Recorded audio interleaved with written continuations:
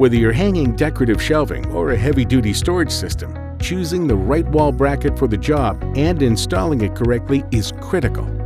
Here's what you'll need.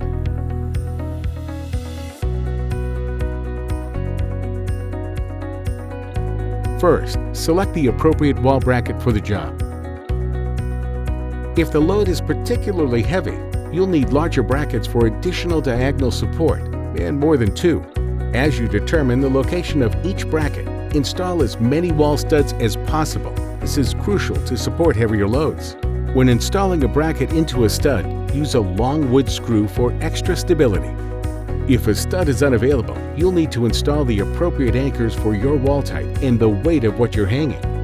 Finally, check that the bracket marks line up evenly using a level.